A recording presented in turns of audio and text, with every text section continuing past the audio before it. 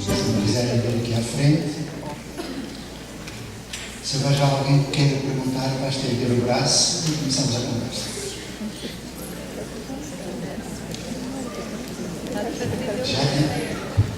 Já tem muitos braços. Essa semana eu estou aqui com você, quero agradecer pessoalmente pelo material que você me enviou, tá, para estudo e análise. E uma questão que eu quero colocar com você é a seguinte: nas nossas escolas, a violência, a indisciplina tem gerado grandes transtornos para nós. Dificuldades de trabalhar com isso, né? Isso nas diferentes disciplinas. Eu gostaria de saber como que essa questão da indisciplina e da violência é tratada lá no projeto ANCA.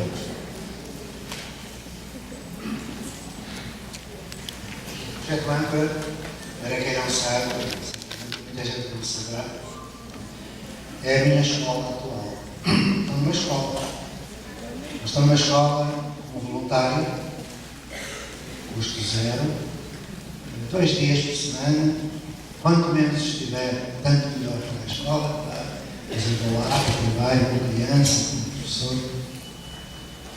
E o projeto ANCA faz-me lembrar muito a escola da Ponte de há 40 anos atrás. Porque os problemas que tu apontaste são os mesmos. Há 40 anos a escola pública da Ponte, ela era conhecida porque nenhum professor queria ir para lá. Porque todos os anos os professores iam parar para o hospital. Eram os bombos da festa. Eram batidos pelos alunos, eram batidos pelos pais dos alunos e pronto. Havia muita violência, muito desrespeito pela pessoa humana. No projeto ANCA, que é em Cotia, aqui do meu lado, eu encontrei exatamente a mesma situação. Quando nós criamos a escola, no ano passado, nós temos 1 ano de trabalho, só 1 ano. Os jovens que chegaram eram jovens não violentos, mas violentados. Jovens que convivem com o tráfico, jovens que convivem com a prostituição, jovens privados de amor, jovens que não sabem quem é o pai, jovens que viram a mãe ser assassinada, jovens que foram estuprados, enfim, a tragédia humana na expressão da infância. A maioria daqueles jovens que nos chegaram no ano passado foram jogados fora das escolas, porque aprontavam, porque eram indisciplinados. Mas quem for amanhã, quem quiser ir lá vai ver. Não há indisciplina. Há respeito à autoridade. Há valores. Escolas são pessoas. Pessoas são os valores. E os princípios aplicados num projeto são a concretização desses valores. Se nós tomamos como valores o respeito, a solidariedade, a afetividade, e os pusermos na praxis, a criança é sensível. Então é carinho e firmeza, porque a indisciplina é a filha preferida do autoritarismo quando casa com a permissividade. A indisciplina surge nas escolas que têm combinados impostos. A indisciplina surge em escolas que são tuteladas pela burocracia. Surge em escolas onde não existem dispositivos de relação democrática. Uma assembleia, uma comissão de ajuda, uma caixa de segredos privada. Surge em escolas onde cada um está sozinho, entrega a si próprio, competindo com o outro. Surge em escolas que está distante, divorciada da comunidade local. A indisciplina surge em escolas onde a violência simbólica das práticas da escola do século XIX se mantém. Eu poderia continuar dizendo, não vem a disciplina, mas vai saber tão bem quanto eu. Então, o que é que transforma crianças que antes eram postas fora da sala de aula, noutras escolas, e agora não são postas fora da sala de aula. Quem põe uma criança fora da sala de aula perde toda a autoridade, perde todo o respeito da criança. Então, no Âncora como na Ponte, e na Ponte já são quase 40 anos, não há notícia de um incidente político que denota indisciplina. Não há notícia de um castigo em 40 anos. Ninguém foi julgado fora. E reparei que nós, na Ponte, acolhemos jovens que mataram professores. Ouviram? Mataram. Lá na Europa estão mais evoluídos. Aqui também já matam. Começaram a ir ao Horizonte e agora eu recordo de eu vivi 3 anos em Nova Lima, Belo Horizonte. E um dia convidaram-me, fui a muitas escolas, a minha vida é andar para escolas. E fui fazer assim uma conversa numa escola. Mas antes de eu ir fazer a palestra, eu fiz um pouco a radiografia da escola. E comecei por ir ao banheiro dos alunos. E comecei a ficar inquieto. Eu não fui ver se tinha aqueles avisos, por favor, urina dentro do vaso. Eu já vi isso. Como é que se pode lembrar quando se deve urinar? Eu não sei, é dentro do vaso, não é em outro lugar. Também não vi aquele que diz, por favor, dê a descarga, que alguém dirá a seguir. Por favor, ponha o papel, não sei o quê. Isso tem, todas têm. Aqui não deve ter, mas as escolas da Nova Zelândia têm, e lá em Portugal. Isso já me preocupou. Quando é preciso avisar e pedir, por favor, aquilo que é óbvio que se faça. Mas depois vi uma coisa que me preocupou. O banheiro não tinha espelho. O papel higiênico estava na mão da inspetora. O coitado que estivesse com problemas de diarreia, não sei o que é que ia fazer. Teria de voltar atrás para pedir mais uns papelinhos. Mas daí eu fui adiante e fui visitar o segundo espaço dessa escola. A biblioteca. Há 3 possibilidades. Já tenho mais ou menos sistematizada a observação da escola brasileira. A biblioteca está fechada. É a principal hipótese. Reparei, durante as aulas a biblioteca está fechada. Bom, até aceito. Segunda hipótese, está aberta, mas está vazia. Durante as aulas da biblioteca vazia. Estranho. Ok. Por vezes não está totalmente vazia. Está uma senhora lá no canto quase a dormir, a fazer malha, que é bibliotecária, que não dá aula porque a doença não a deixa, então vai. Não é o caso desta instituição. Que, aliás, tem uma bibliotecária bem bonita, bem jovem e agradável. Terceira hipótese. A biblioteca está aberta e tem gente, tem alunos. Eu fico maravilhado. Aí pergunto aos alunos, então, fazendo uma pesquisa, não, digo, estamos à espera de ir à diretora, nós aprontamos. Aí eu percebi que havia qualquer coisa de errado, porque a biblioteca ou está fechada, porque é um lugar perigoso, ou está vazia, ou há um lugar de castigo. Então fiquei preocupado. Depois passei para a sala dos professores. Na sala dos professores tinha assim uma linha de trânsito atrás do armário que eu sentei-me lá e tocou. Tem estas campainhas de ganhar, campainhas assim. E aí entra o primeiro professor. Aquele guri, eu não quero mais na minha sala. O professor, pois está aqui, vai, tal.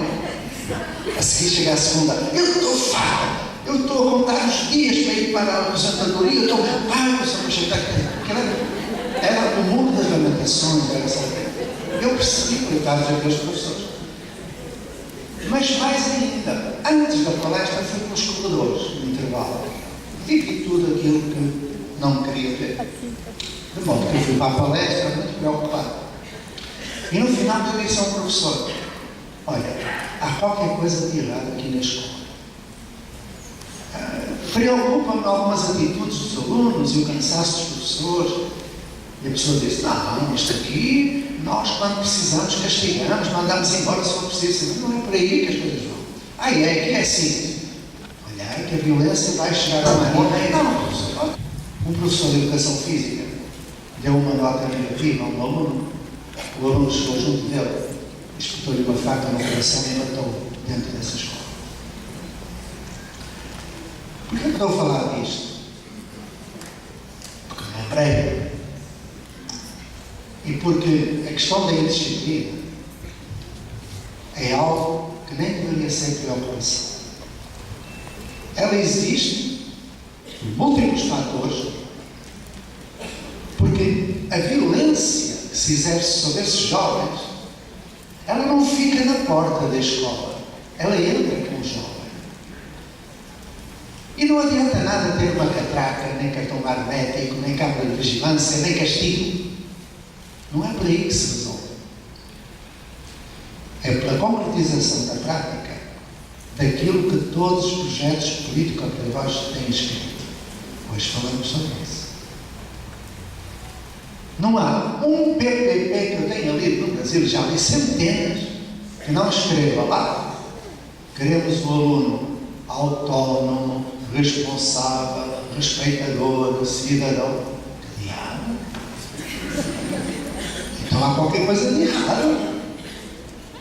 Se esse documento diz à sociedade que vai fazer daqueles jovens ser autónomos, responsáveis, eticamente, e fazem o contrário.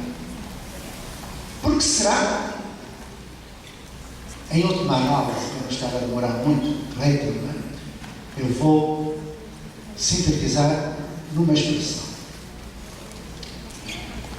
Não será que a questão da indisciplina, do insucesso, dos 30 milhões de analfabetos que o Brasil tem, ouviram bem?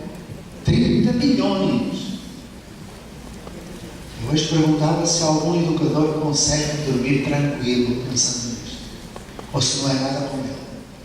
Então, a razão de ser da indisciplina, do bullying, do insucesso, não terá a ver com a manutenção de um modelo de escola do século XIX, que está aí, aquele modelo de escola prussiana, militar, aquele modelo de escola dos conventos franceses ou da Revolução Industrial da Inglaterra. Não será isso? Devemos conversar. É que, quer na escola da Ponte, como no Âncora, esse modelo de escola não existe. Existe educação integral, cognitiva, afetiva, emocional, sociomoral, estética, ética, física, espiritual. Porque os professores assumem os valores do PPP que escreveram. E um professor não ensina aquilo que diz. Um professor transmite aquilo que é. Se ele é autónomo, se ele é responsável, se ele é solidário, ele transmite solidariedade, autonomia, responsabilidade e respeito. Estamos a falar de modelos de escola. Vamos à segunda pergunta. Esta diferença de ensinar que visa a autonomia do aluno. Nela, os próprios estudantes escolhem o que querem aprender no dia. Bem cedo, Renata sai de casa e leva o filho Lohan para a escola. Eles moram pertinho, não são nem 10 minutos de caminhada. Na chegada, um tempo de descanso dentro da escola, antes da aula começar. Geralmente eles falam que para a escola os alunos todos são iguais. Mas eles não são todos iguais. Cada um tem a sua diferença, cada um tem o seu método de aprender. Nem todo mundo aprende do mesmo jeito. E o diferencial daqui é isso. Este descanso é algo que não seria possível em um colégio convencional. Aliás, se estivesse em uma escola comum, Lohan seria aluno da 5ª série. Aqui não. Você gosta aqui da escola? Gosto. Por quê? Por causa que é um método diferente da gente aprender. Hoje você não pensa em sair daqui? Não. Aqui é tudo diferente. Não há aulas de 50 minutos, nem provas. Muito menos carteiras enfileiradas. A escola não tem séries, não tem turma, não divide alunos por idade. A inspiração do projeto veio de uma escola de Portugal. A A ideia foi colocada em prática em Cotia, na Grande São Paulo, por uma organização não governamental que há 17 anos mantém um projeto social para moradores do bairro. Até o ano passado, funcionava apenas assim, as crianças vinham no contraturno da escola, né? Elas passavam o dia nas suas escolas e no contraturno vinham para cá, para atividades de circo, skate, esporte e as demais atividades. Então, nós optamos por também oferecer educação regular.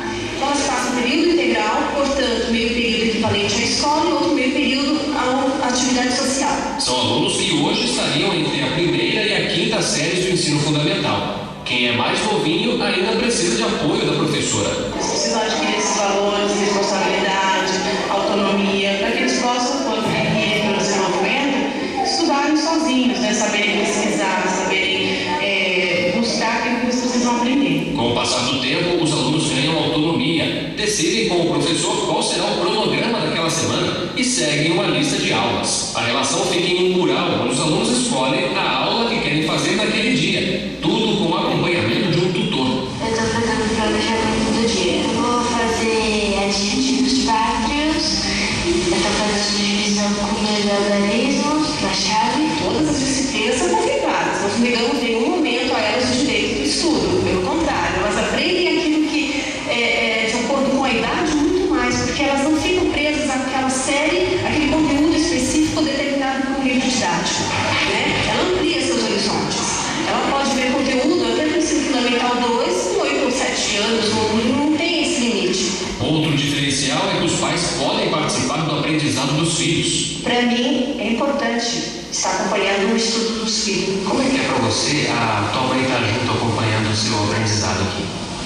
É legal porque minha mãe pode me ajudar nas coisas. Eu estou aprendendo mais. O projeto tem chamado a atenção da comunidade aqui em Cotia, mas para fazer parte, uma pré-seleção é realizada. Vários itens são avaliados, entre eles se a criança mora perto do projeto e se a família tem baixa renda. O ensino aqui é gratuito e as crianças podem ainda aprender a andar de skate e ter aulas de circo. É muito gratificante, porque a gente ensina com muita alegria, porque a gente acaba aprendendo mais do que ensinando.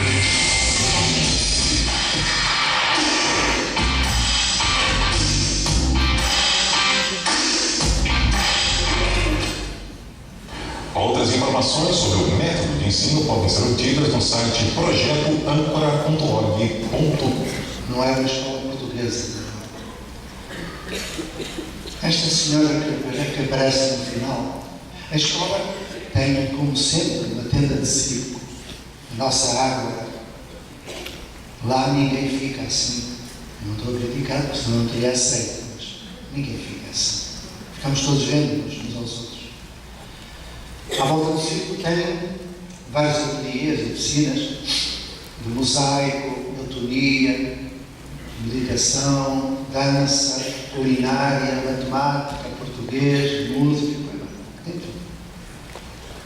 Esta senhora que aparece é uma sexagenária como eu, chama-se Penha e nunca andou na escola. Nós temos 400 alunos e 5 professores. E esta Penha é um membro da comunidade que está lá. E para terem uma ideia das violências sofridas antes do projeto, eu vou tomar a liberdade de vos narrar um curto episódio que se passou com a Penha. Mais ou menos por esta altura, isto foi há um ano atrás, foi no mês de maio. Eu entrei no circo e as crianças já tinham ido fazer o planejamento diário, elas planejam tudo o que fazem, já em um tempo, espaço, os recursos, as pessoas. E a Penha estava sozinha à espera de um grupo que vinha para o circo, mas ela estava muito pensativa, com a mão na cabeça. Eu disse: Penha, o que é que se passa? Ela respondeu: professor Zé, estou preocupada com o Michael. Lá é tudo Michael, Washington e Wellington. É tudo bem. Nós estamos entre a favela de Chiclete, a favela do Repente Suave e eu disse: mas o que é que se passa com o Michael? sabes, professor, diz ela, o Michael ainda não sabe ler, e já está aqui há 3 meses e ainda não aprendeu. Eu disse, Michael, os teus colegas já aprenderam, porque é que tu não queres aprender? Está com 15 anos e não quer aprender a ler? E ele respondeu, ok, eu ganho muito dinheiro com o que eu faço e nunca precisei de aprender a ler. Mula de tráfico. Já não é, mas é. Aí eu perguntei à Taia, mas porquê que estás tão preocupada com esse Michael? Ele respondeu de uma forma tão simples que me deixou sem comentários. Diz ela, sabe, professor, é que foi o Michael e a família do Michael quem ajudou a matar o meu filho.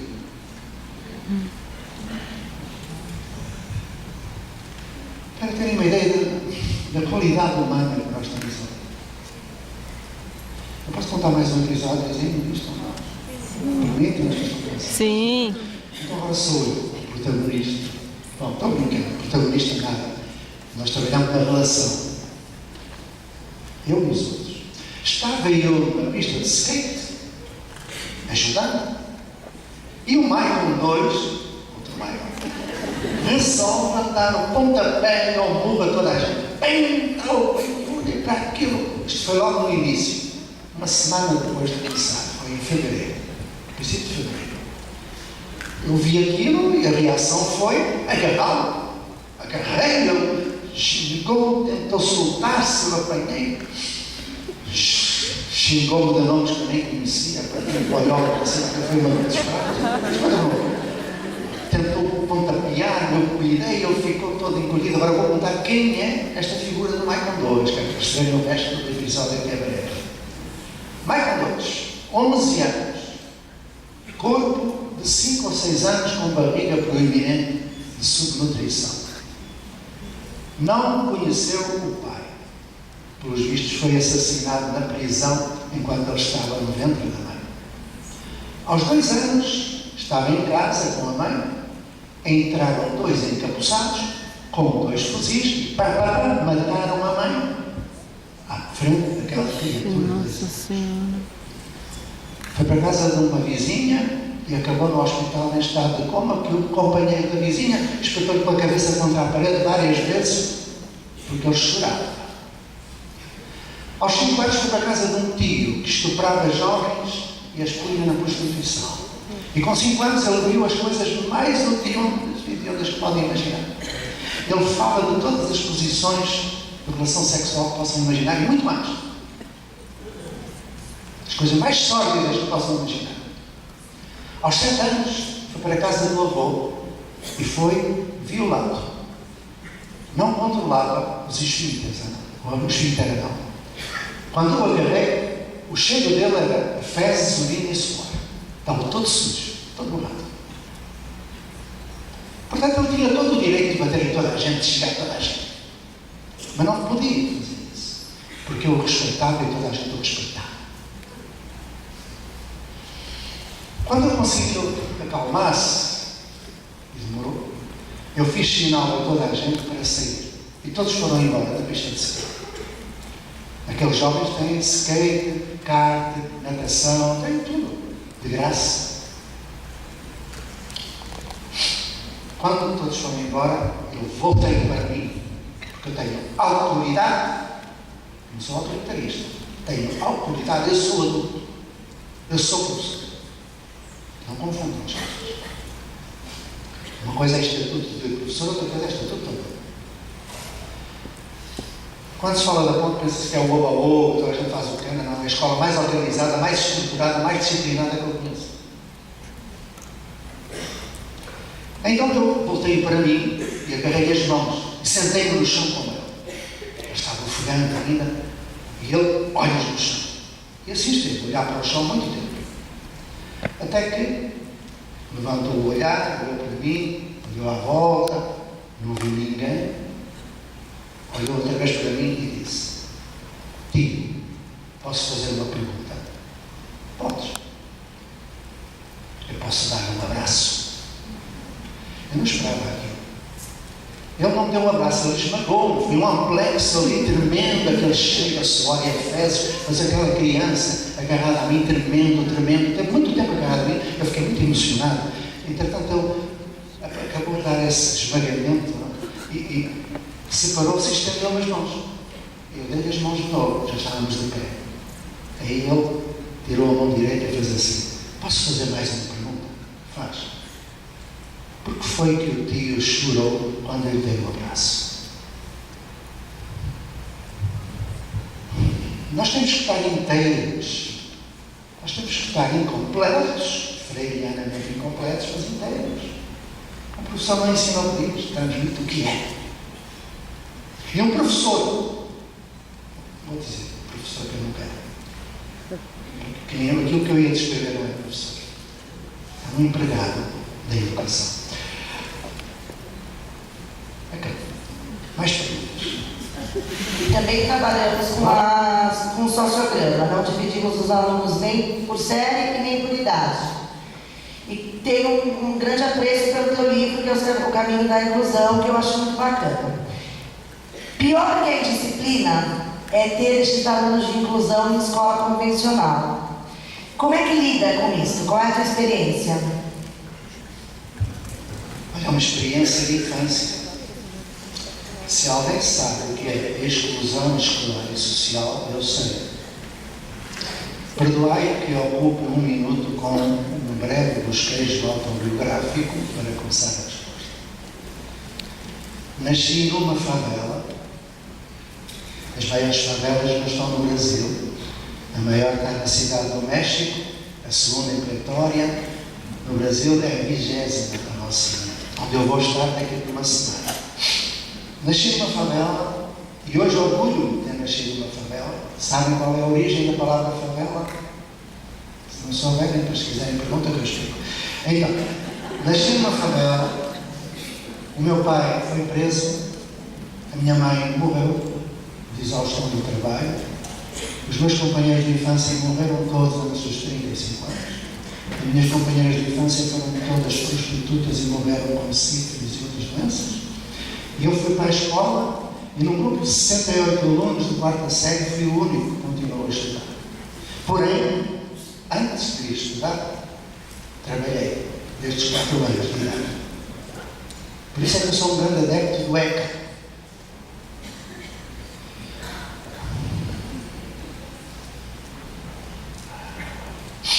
Quando estive na escola, eu fui pontapeado e humilhado por ser pobre e ser estrábico. De modo que, quando eu decidi ir para a educação, escolhi ser educador por uma de duas razões. A gente, quando vai para a educação, para o professor, vai por uma de duas razões. Ou vai por amor ou por vingança. Eu fui por vingança. Porque eu jurei a mim próprio vingança. Eu jurei a mim mesmo que nenhum aluno meu passaria por situações de exclusão que eu passei. Eu não conseguia vingar. Fiquei por amor. Pouco antes da escola da Ponte, eu trabalhei na turma mais pequenina que eu tive na minha vida. Eu trabalhei em todos os segmentos. Eu venho da engenharia, da eletromecânica, fui eletricista profissional, etc. Então eu trabalhei desde o Fundamental 1, a alfabetização, até cursos de pós-graduação, em que dei teoria do currículo. Bem, isto para dizer o quê? Eu estava trabalhando no Fundamental, nessa época. Fundamental 1. E na escolinha que eu estive, nesse ano, eu tive a turma mais pequenina da minha vida. Só tinha 48 alunos, 4 séries, coisinha pouca. Mas um dia, a diretora chegou. Naquela época ninguém falava de inclusão. Eram deficientes. Eu era deficiente. Aliás, foi muito zangado aqui há uns tempos atrás. Eu fui a um congresso sobre inclusão, na Unicamp. E eu cheguei e perguntei: o que é que querem saber? Uma senhora levantou o braço e disse: faça favor. Não, uma pergunta, um comentário, faça favor. Ela disse: o senhor é a pessoa indicada para abrir um congresso de inclusão. Muito obrigado, minha senhora. Eu pensei que ela ia fosse falar dos livros que eu escrevi sobre inclusão. Mas ficava porquê? Porque o senhor é deficiente. Se ela me chamasse estrábico, vesgo, eu não aceitaria. Deficiente não sou. Deficientes são as mentalidades, deficiente são os recursos. Aliás, eu descobri que eu era deficiente quando tivemos um surdo, o primeira vez que tivemos um surdo na ponte, e eu tentei explicar a lição do passado, presente e futuro, e eu percebi que o deficiente não era o surdo, era eu que não sabia Libras. Então, temos aqui qualquer coisa para resolver.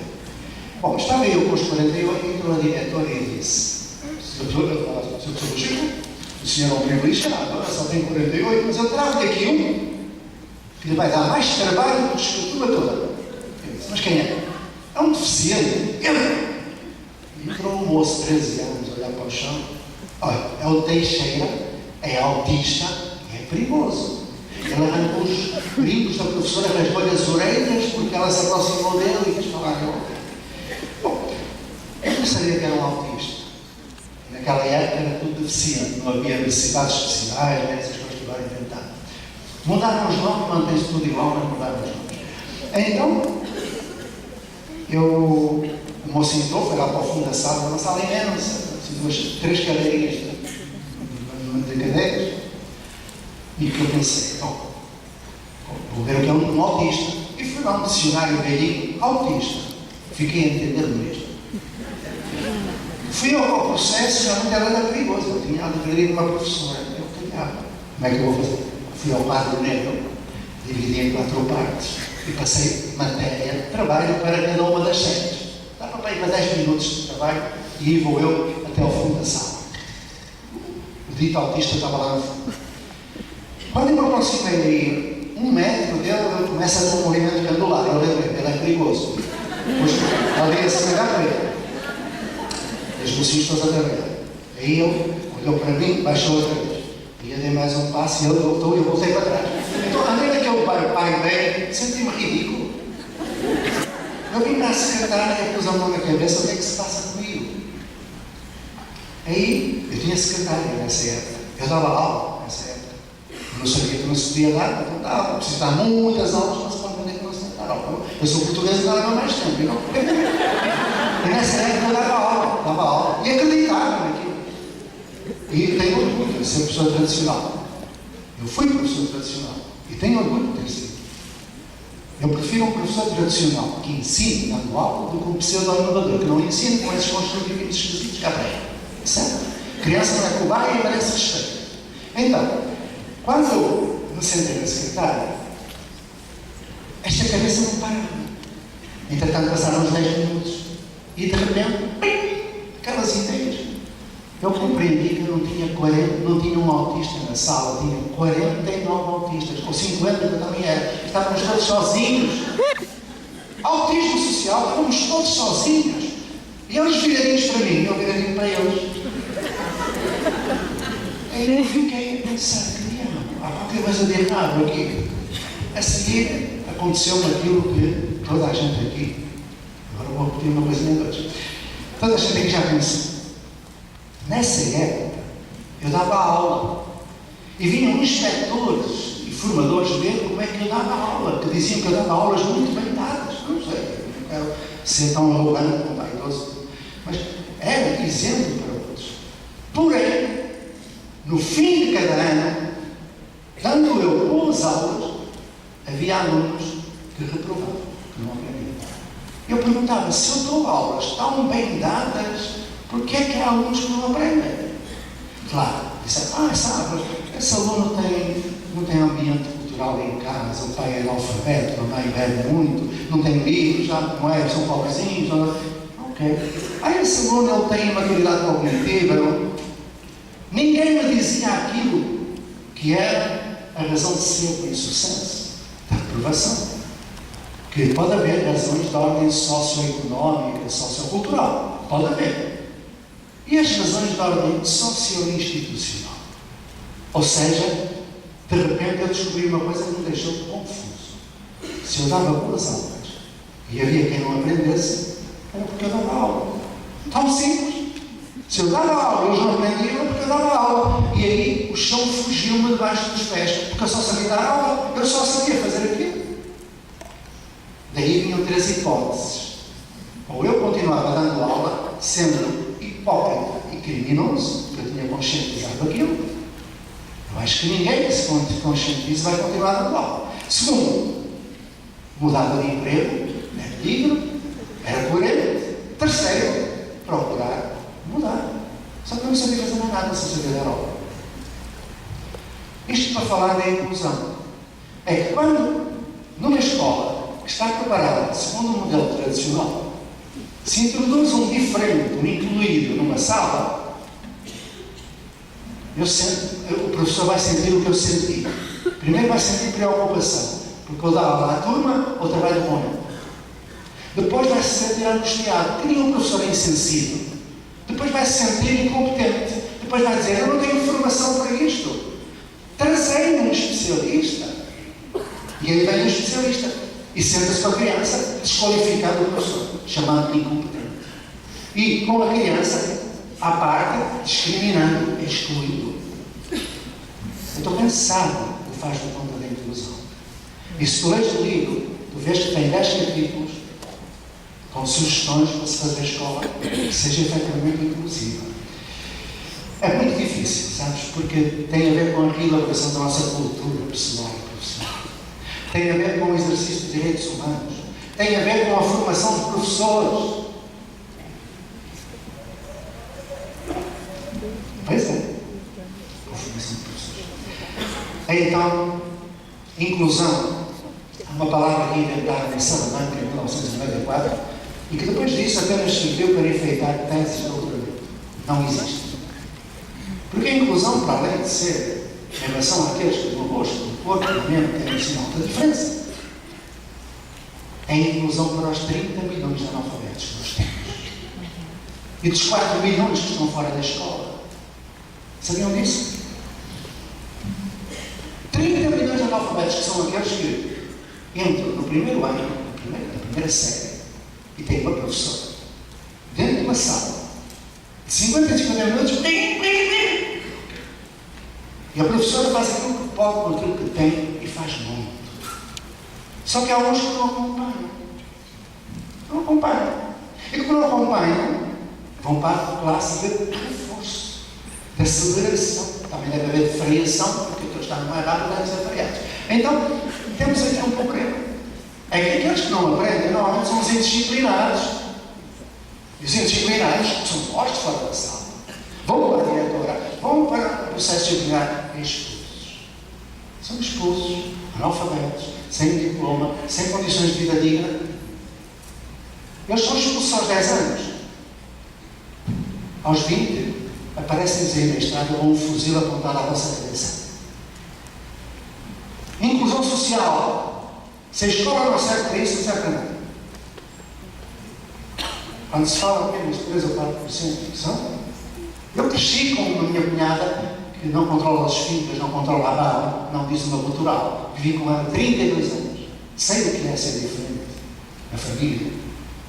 Sei que ela não teve oportunidade nenhuma. Sei que meus pais envelheceram precocemente. As escolas ou são inclusivas ou não são escolas.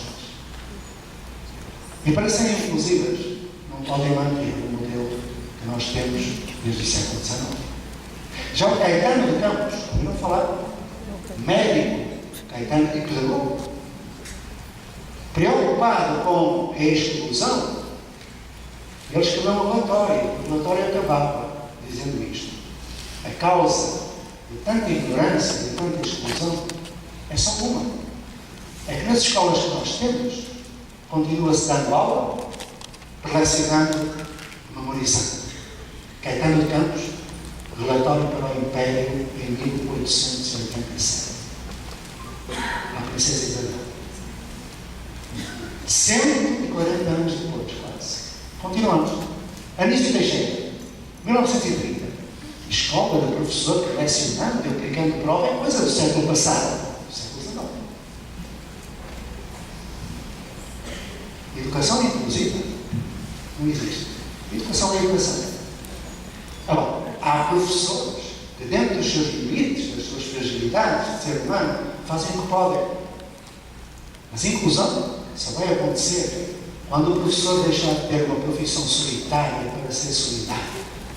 Ou seja, quando for incluído. Quando não ficar sozinho na sala. Porque aí dará exemplo de solidariedade e inclusão. Tão simples. Como é que pode haver inclusão se a pessoa não está incluída? Se o professor, coitado, precisa, não é? Da escola motel, já estudei aqui. Como é que um professor pode cuidar se ele anda numa escola motel? Entra numa escola, 4 horas, e vai embora para outra e faz o serviço e vai embora. Não dá. Não dá. Ainda por cima mal pago pelo serviço. Não fui eu que falei de escola motel. Foi Darcy Ribeiro em 1960. Portanto, Darcy já morreu, ela é quem a culpa. Bom, eu tenho mais um livrinho sobre inclusão. Eu posso mandar por e-mail. Eu já não está a ouvir. Já disse uma barbaridade. Nossa. Também já não vou ouvir. Então, eu vou deixar. Estou brincando. Vou-te mandar um livrinho que eu tenho agora que se chama Solidão não rima com inclusão. É um livrinho mais ligeirinho, com depoimentos de jovens incluídos. Tem um ano mais ou menos. Eu passo isso. Passo por suporte digital. Eu preciso comprar, o professor vai na bola, não vai agora. Então, faço também assim. quero. Eu não digas à editora que eles compraram comigo. O meu e-mail, quem quiser de livro, mais eu mando. Oba. Depois disseram que eu mandei o livro, não é verdade, não mandei nada.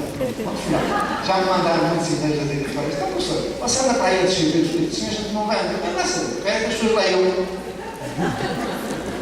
Ora, eu vou-te mandar o livro, porque agora eu ia continuar a resposta. Mas como a resposta está nesse livro, tu sabes ler, sabes? Não precisas que eu já aqui estou para pegar aí. Mas o livro, estamos no livro, calma. J. Pacheco. É original. Mas já havia um J. Pacheco, eu tive que pôr à frente. Pontinho. 1951. Uma boa ideia. @gmail.com. Respondo a todos os e-mails. Desde uma comprovação. Vem para a caixa de colega. Respondo a todos e rápido. Podem pedir projeto, termos de autonomia, fundamentação teórica dos projetos, tudo que quiserem, livros. Uma conversa esses dias com o meu professor de didática, a gente num debate, eu expus minha opinião, ele achou interessante. E eu gostaria de esclarecimento, pois eu não tenho uma opinião formada.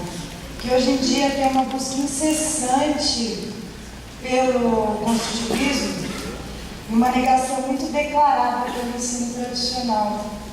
Eu queria saber por que há essa dicotomia, se não tem um meio termo, e por que existe isso, se é cultural, enfim, eu queria um esclarecimento sobre isso. Bom, eu não colocaria dicotômico o problema da dicotomia, ou ensino tradicional ou construtivo. Aquilo que eu observo nas escolas que eu acompanho no Brasil, e são mais de 100 neste momento, quer no Âncora também, é que aquilo que nos faz fundamentar a nossa prática é um conjunto de propostas teóricas. Nós não estamos enfildados a uma proposta qualquer, nem ao socioconstrutivismo do Vygotsky, nem ao construtivismo do Piaget, do Valor-Perron. Nós estamos apenas na posição de quem, durante o tempo de escola, tem dificuldades de ensinagem, porque não há dificuldades de aprendizagem, há dificuldades de ensinagem. Quando temos uma dificuldade de ensinagem, vamos aos livrinhos procurar respostas.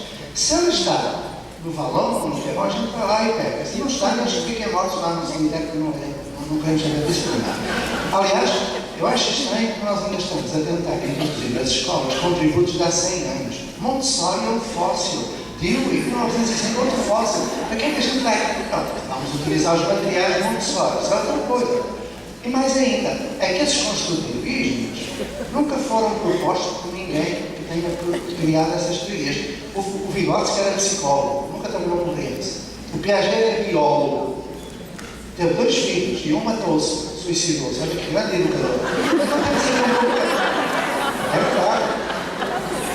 O Montessori era médico, psicólogo. O Ferreira Guarda era filósofo. O Rudolf Steiner era filósofo. O Valon era político. Nenhum deixou uma proposta teórica, nenhum. Deixaram estudos de psicologia, de sociologia, de antropologia. Ok.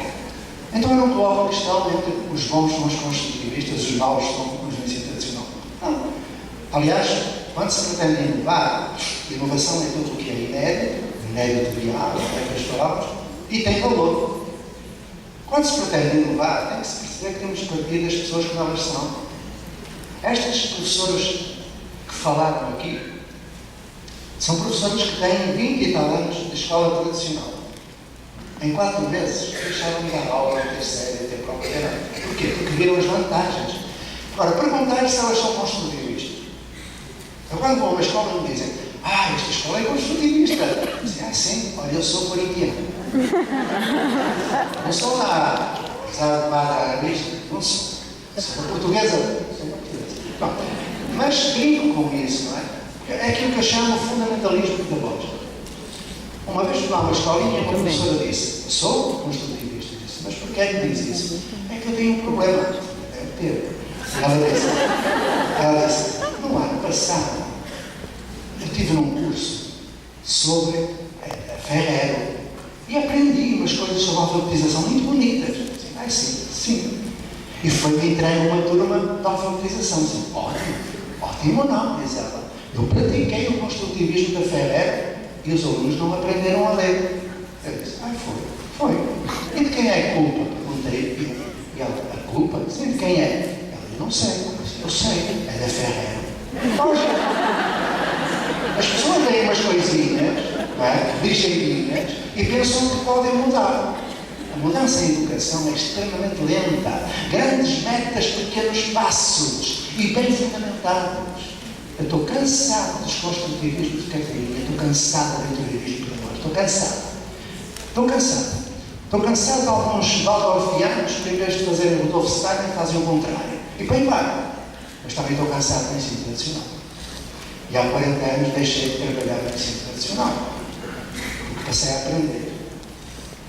Nem há 40 anos ninguém falava em Portugal do Piaget, nem do Vygotsky. É russo. Eu estava numa ditadura de direita, do Salazar.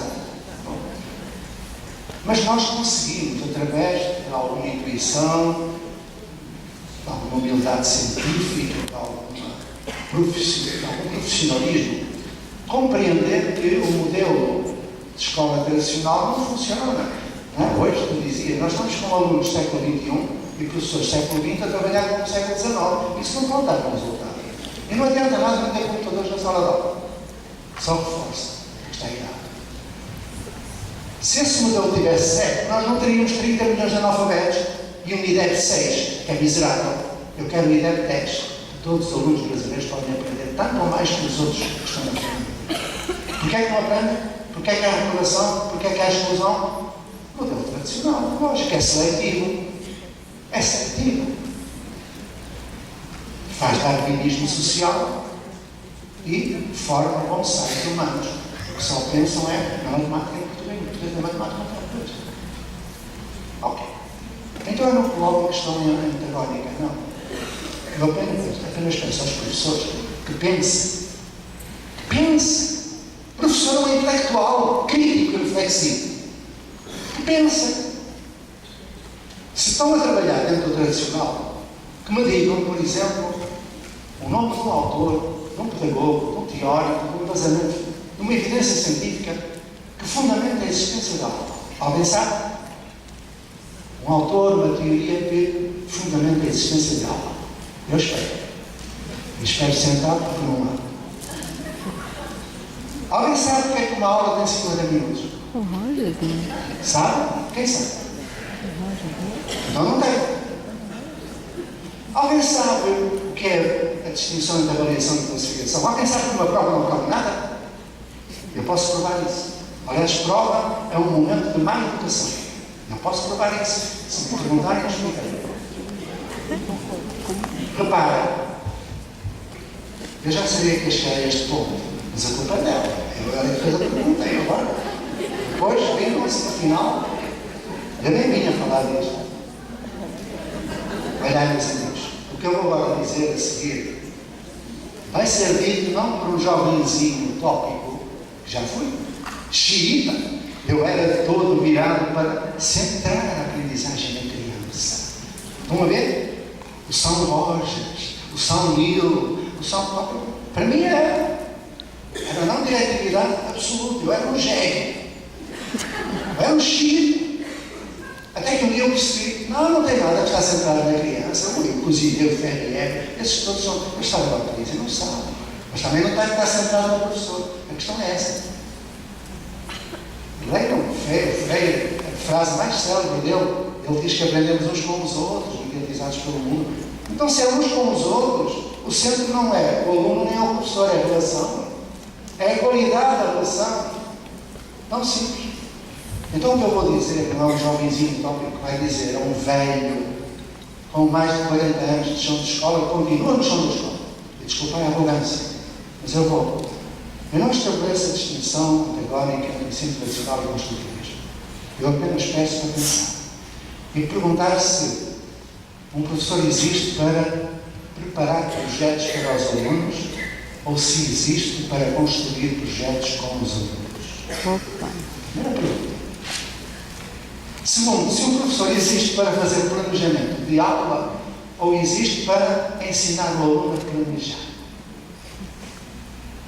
Ou seja, ensinar o aluno a gerir tempos, espaços, recursos. Se um professor existe para dar aula ou se existe para ensinar a construir projetos de pesquisa e pesquisar, com guiões de pesquisa. Perguntar se a avaliação é fazer prova ou é outra coisa. Perguntar se o professor deve construir materiais, preparar materiais, ou se devem ser os alunos a construir materiais a partir da produção de conhecimento para partilhar o conhecimento. São os alunos, que a escola é um lugar de trabalho, um lugar de aprendizagem lúdica, de trabalho, de esforço. O professor é necessário, é insubstituível. O professor é insubstituível. Porém, eu faço estas perguntas.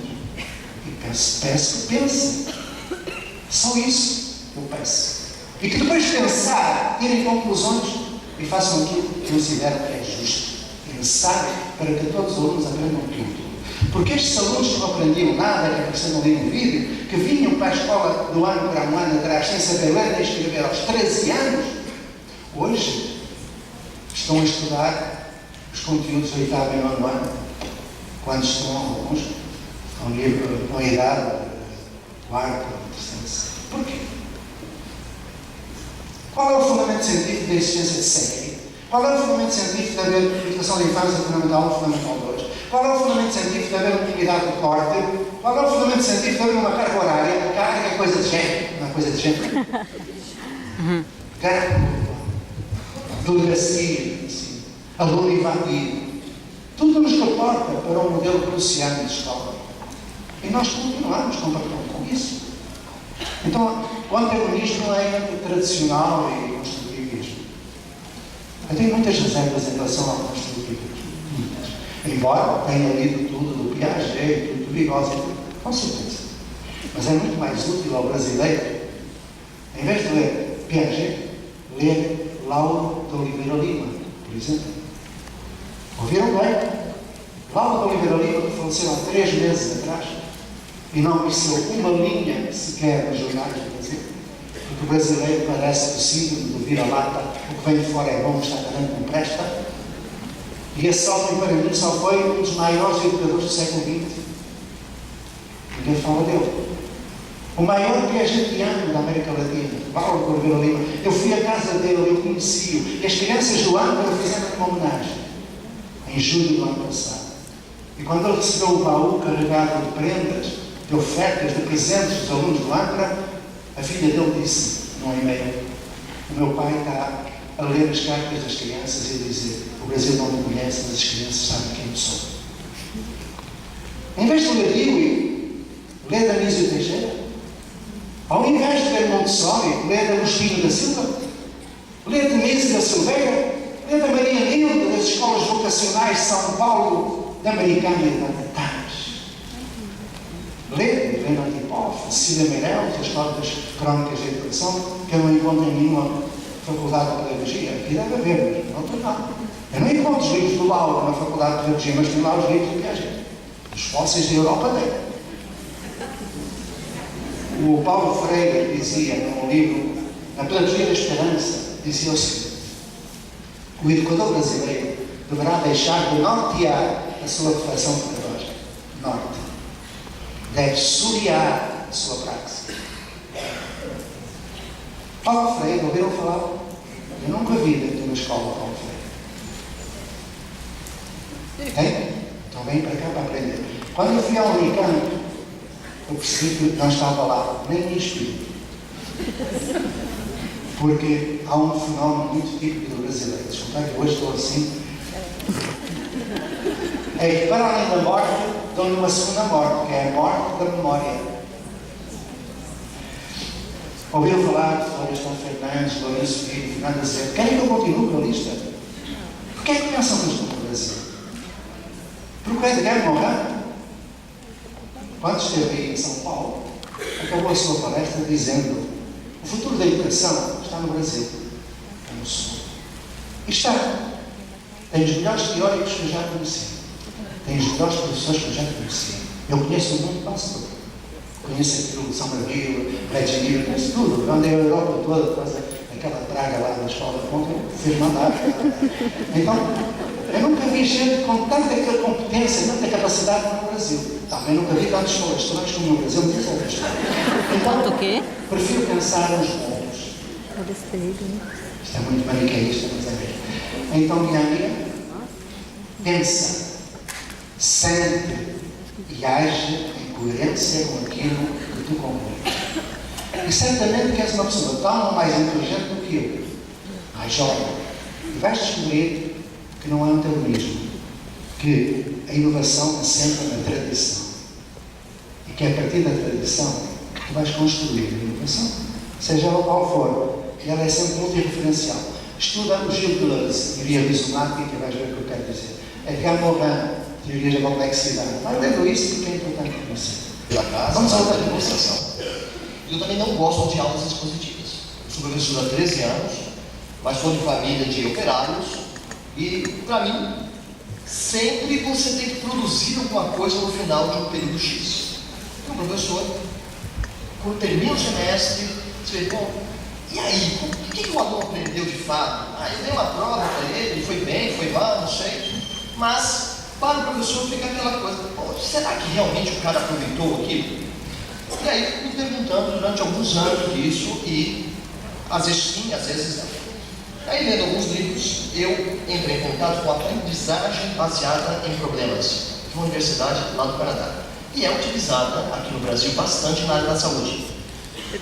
Algum tempo atrás eu fui convidado para dar aula na área da saúde, mais precisamente na medicina veterinária. Eu entrei um pouquinho mais em contato com esse estilo de aprendizagem, que é baseado em problemas. Eu comecei a adotar isso dentro da universidade. Funciona muito bem, mas é um parto da montanha. Por quê? Geralmente, as coordenações não entendem aquilo. Aluno às vezes acha que você está enrolando ele e diz, professor, eu quero aula. Que aula que ele quer? A expositiva, você fala, ele fica olhando para a tua cara, pensando na morte da bezerra. Mas ele não sabe nem o que você falou. Mas ele quer aula, que é essa aula mais do que tradicional. Embora você vá, olha, ensina você a pesquisar, a fazer um estudo de caso e por aí afora, mas o aluno tem uma dificuldade muito grande para entender isso. Embora, chegue no final do semestre, ele tem algo que ele fez, que ele criou. Eu sou o tutor, eu não sei, tem coisas que ele sabe muito mais do que eu, que é ele que está pesquisando, ele está falando às vezes da empresa dele, e ele tem que falar para mim, mas como é que funciona lá? Só que, embora seja muito bonito no palavreado, a realidade não é tão bonita assim, porque há uma incompreensão tanto da universidade quanto por parte dos alunos. E aí o professor vira a gerir. O que fazer? Se me levares para a sala, não digo, eu vou descobrir o que vou fazer. Perfeito, está convidado. E se houver uma equipe dentro desta faculdade que contigo e com outros possa discretamente, gradativamente, com humildade, sem defrontar ninguém, construir um outro modo de aprender, também poderei acompanhar para aprender. Quanto ao que tu disseste, eu tive essa experiência na universidade, lógico. Quando me perguntam qual é o maior obstáculo à mudança, eu respondo, sou eu. O maior obstáculo sou eu. E depois é o aluno. Depois é o pai do aluno e depois é... Olha, falaste da pesquisa. Claro que alunos habituados a estar ouvindo aula, é mais cómodo ouvir aula, até que podes pôr uns áudios e tal, eu nem desligo. Já vi em salas de aula ter uns fones e nem sequer escutam o que o professor diz, mas desde que eles estejam tranquilos, que não compliquem, tudo bem. Então chegamos a esse mundo. Não é o caso aqui da faculdade, mas acontece. E no fim de um semestre, e porquê que é um semestre? Porquê que é? Ninguém sabe. Faz-se uma prova, faz duas ou três, e porquê que a prova? Não prova nada. A pesquisa, sim, mas que pesquisa? Já lá vamos.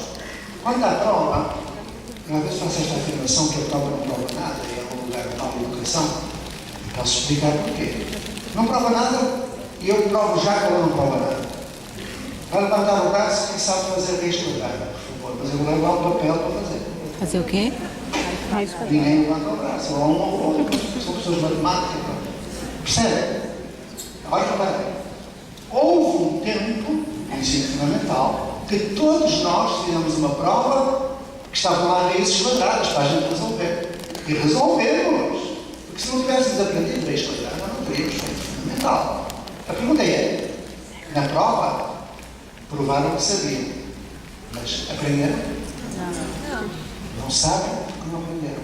Quem é que sabe os nomes dos titulares das capitanias hereditárias? Quem sabe o nome dos afluentes à margem esquerda do Rio Negro, a lei de Glória Mariota, a fórmula para o cálculo da esfera? Querem que eu continue com conteúdos do ensino fundamental? Que ninguém sabe? E são professores. Prova, nada prova. O índice de desenvolvimento da educação básica não é o IDEC, o índice de desenvolvimento, é o índice decoreba da educação básica. É só isso. Porque é naquele momento. Porque se tu fizeres a mesma prova, passados 15 dias, eles já não vão ter o mesmo resultado. Prova não prova nada. E pior, tu estás ali à frente dos alunos dentro da sala quando eles fazem prova, no pressuposto que eles são desonestos. Porque tu não falas, mas o não verbal fala mais alto. Tu estás a transmitir valores, é currículo oculto, estás a transmitir o valor da deslealdade, da mentira, da falsidade, do jeitinho brasileiro, estás a deseducar. Prova serve para isso, para deseducar. Há outros modos de fazer avaliação. Se um dia quiserem, a gente vai falar sobre isso. Está nos livros, mas eu posso trazer também o meu contributo. Avaliar. Quanto à pesquisa, eles reagem, é evidente. Quando eu fui trabalhar no ensino superior, eu não gosto da palavra, porque o ensino superior tem que haver um ensino inferior. Então, quando eu fui para a faculdade, tive duas, foi um choque tremendo. Hoje vamos a falar disso, já é a terceira vez. Naquela faculdade, na primeira onde eu fui, era a formação de professores. A Escola Superior de Educação do Porto é a mais importante instituição de formação de professores. Professores de matemática, ciências, música, tudo. Eu fui ter uma turma, melhor, várias turmas do último ano, da Ministra do Sul. Entregaram umas folhas da presença, registro de presença. Eu perguntei, para que é isto? Olha, você tem que entrar na sala de aula e recolher as assinaturas e no final passa outra vez para ver se eles ficaram lá a aula toda. Aí eu perguntei ao minha amiga Teresa Gamboa, que era a presidente do Conselho Científico da faculdade, eu perguntei, Teresa, ou eu li muito mal o projeto desta faculdade, ou diz lá que vós quereis professores responsáveis, honestos. Como é que podem ser responsáveis se são controlados? O problema é que esses alunos reagiram muito mal. Eu perguntei o que é que querem aprender, e eles olharam para mim como quem olha com esta através. O que é que eles querem? Eles falaram, o que é que querem aprender? E eles disseram, a gente pode dizer, pode. Então falo sobre o Bruna. Eu lembro dessa, veio aprender. Vamos lá então, o que é que vós saber? Porquê é que vós quereis que eu falo sobre o Bruna? Nós vamos ter uma prova de psicologia da educação na próxima semana, vai sair o Bruna. Disse, não, é uma boa razão. Aí eu perguntei, o que é que vós já sabeis? Nada. Como não sabeis nada? Não é na próxima semana. Não, na véspera. A gente pega lá nos apontamentos que a professora deu, mete na cabeça e vai quietinho, lá mete nos cafés e não, põe na prova, outra vez esquece. É velho? Mas para não saber falar nada do Bruna, é que vamos falar sobre o Bruna. Eles disseram, não é assim. Mas como é? Aqui na faculdade não é assim, mas não é comum. E agora o que eu vou dizer é em Portugal, não é no Brasil. Dizem, olha, o professor chega e vai passando uns slides e falando sobre o Bruna. Falando o quê? O que o Bruna escreveu nos livros. E quando não sabes ler, sabemos, então, rua, mandamos para a biblioteca. Porque eles não sabiam pesquisar. Aliás, ainda há uns dias eu fui para uma escola para um estudo, e estava uma criança a pesquisar. Eu sentei-me junto dela e ela tinha escrito no caderno isto: o tubarão, partem de temas, coisa horrorosa, não parte de tema nenhum. A pedagogia de projeto não é partir de tema, é partir de necessidades, problemas, curiosidades, sonhos, desejos, não é nada, de coisas reais. Mas pronto, o tubarão, lá estava a mocinha a fazer pesquisa. E o que é que ele tinha escrito no caderno? O tubarão não pode parar de nadar, entre parênteses, conforme a gravura anexa, porque... Eu perguntei, onde é que está a gravura anexa? Ele está lá no livro. Escreveste aqui, estava no livro. Não estava a pesquisar, ele estava a copiar. E Piaget disse, e conforme bigode, para isso basta saber ler. É só por lá. Eu não disse isto agora. Quando foi que eu descobri como é que se pesquisa? Olha, quando um dia eu e as minhas coleguinhas, por isso é que eu fiz a proposta de te juntares com mais gente, 2, 3, 4 pessoas, e com a direção da escola, nós somos todos seres inteligentes e bondosos, e a direção desta escola também. Então, partir um pequeno grupo, para que outro. E quem não quiser fazer, respeitar quem não quer, porque depois vai perceber a verdade. Então, um dia, eu e mais 2, dissemos, nós já percebemos que dar aulas pelo grupo, eles não aprendem, fazemos prova, depois eles não sabem, vamos tentar de outra maneira. Preparámos, e quando começou o ano, imaginai, destruímos as paredes das salas de aula, e fizemos um salão, estavam 185 jovens, que era chamada o lixo da escola, o lixo, como se pudesse chamar lixo, a seres humanos. E nós tínhamos esse lixo, ninguém queria o lixo. Eram crianças jovens entre os 13 e os 15 anos, que não sabiam quase nada, e nós dissemos, nós não vamos permitir que seja necessário chamar a atenção para eles falarem para o lado ou fazerem barulho. Nós não vamos responder quando eles fizerem perguntas, não vamos apresentar nada, dando aula, nem preparar nada para... Ok. O problema foi, a gente entrou lá no espaço, era um gruado. Aí eu levantei o braço, era o combinado. A Maria José levantou o braço, a Maria Luísa levantou o braço. E ficamos ali, uns 5 minutos, até que mudámos de braço. E continuamos. E mudámos de braço. E aí sai a Luísa, desesperada, eu atrás dela, estava a chorar. Eu não aguento, eu vou lá dentro, eu vou me fatar em cada um, eu me bebo. Calma, Luísa, volta para dentro, levanta o braço, levanta. Ela veio outra vez, calar com Luísa, mata toda a gente. Até que ao fim de quase 50 minutos eles se calaram. Temos um recorde desse tempo. Então, quando eles se calaram, a gente olhávamos e tá, pusemos a música. Aí, esperamos. E começam eles a levantar o braço. A gente tinha explicado como era. Eu fui junto do primeiro que levantou o braço, e a Luísa foi para o outro, a Maria José foi para o outro. Tínhamos instalado ficheiros autocorretivos de FENIC, portanto, eles podiam fazer trabalho autónomo, a partir de projetos e planejamentos próprios. Tínhamos preparado tudo. Eu vou junto dele, sentei-me e perguntei, então, tens alguma dúvida, tens alguma pergunta? Ele, olha, professor, é verdade que um ser vivo é aquele que nasce, cresce, reproduz-se e morre? Eu fiquei encantado. Aquela criança ainda não tinha ensinado, eu já sabia. Apeteceu-me beijá-la, abraçá-la. Calma. Porque eu perguntei, porquê é que tu me perguntas isso? E aí ele disse, eu acho que não é. Um miúdo de 7 anos a pôr em causa a minha sabedoria. E eu que andei 7 anos a ensinar seres vivos, eu chegava ao Padre Negro todos os anos, levava tudo para o jardim, com umas imagens, uns materiais, punha no Padre Negro. Ser vivo, 2 pontos. É aquele que nasce, cresce, reproduz e morre. Era esse o conceito. Então vem-me um palavra minha daqueles dizer que eu estou errado. Não! Mas porquê é que tu dizes isso? E ele diz, repara, professor, se um ser vivo é aquele que nasce, cresce, reproduz e morre, eu não sou um ser vivo, ainda não me reproduzi, nem morri. E qualquer coisa aqui que não estava bem. Eu disse, então agora vamos tentar saber o que é. E fui com ele, construímos um projeto. Eu fiz toda uma mediação, construímos um roteiro de pesquisa. Eu aprendi que é um ser vivo. A nível biológico, é um ser que tem capacidade trófica de transformar o alimento em energia. Por aí vai. Mas eu pensava que o que está hoje nos livros didáticos brasileiros é que é o ser que nasce, cresce, reproduz e morre. Está errado.